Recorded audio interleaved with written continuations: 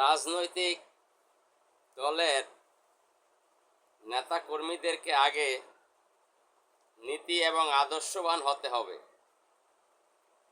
তাদের আচার ব্যবহার সুন্দর হতে হবে, কারণ রাজনীতি হচ্ছে মানুষের কল্যাণের জন্য, রাষ্ট্রের কল্যাণের জন্য,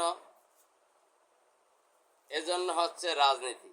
কিন্তু আমরা কি দেখতে পাচ্ছি, কিছু কিছু রাজনৈতিক দলের নেতা কর্মীদের আচরণ দেখলে মনে হয়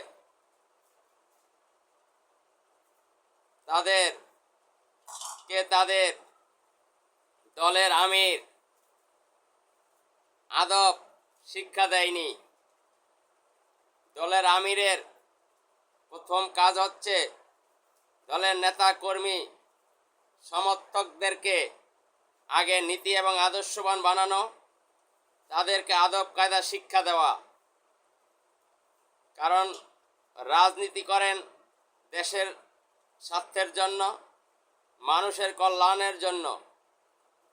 যাকে নিয়ে আপনি রাজনীতি করবেন তাকেই যদি আপনি অপমান, অপদস্থ, তুচ্ছ তাচ্ছিল্য করেন, গালিগালাজ করেন, তাহলে আপনাদের কাছ থেকে মানুষ কি শিখবে?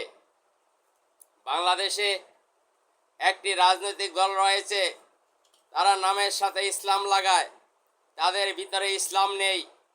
তাদের আমির, এই মওদুদির জমায়েতের আমির ডক্টর শফিকুর রহমান, নেতা কর্মীদেরকে, সমর্থকদেরকে তিনি আদব কায়দা শিক্ষা দেননি। তিনি যদি আদব কায়দা শিক্ষা দিতেন তাহলে তার নেতা কর্মীরা অনেক বড় বড় প্রফেসর, ডাক্তার, মাওলানা, মুফতি, তারা ইনবক্সে এসে গালিগালাজ করে। বিরোধী দলের উপরে গালিগালাজ করবেন আপনার কেন? মানুষের মত প্রকাশের স্বাধীনতা রয়েছে। আপনারা যদি খারাপ কাজ করেন, সেটা বিরোধী দল, অন্যান্য রাজনৈতিক দল তারা বলবেই, তারা সমালোচনা করবেই। এই সমালোচনা করা তাদের দায়িত্ব এবং কর্তব্য। ভুল পথে থাকলে ভুল শুধরানোর জন্য আলোচনা সমালোচনা থাকবেই, সেটা আপনারা মেনে নিতে পারেন না। এই মেনে না নেওয়াই আপনাদের জন্য একসময় ধ্বংসের কারণ হয়ে দাঁড়াবে।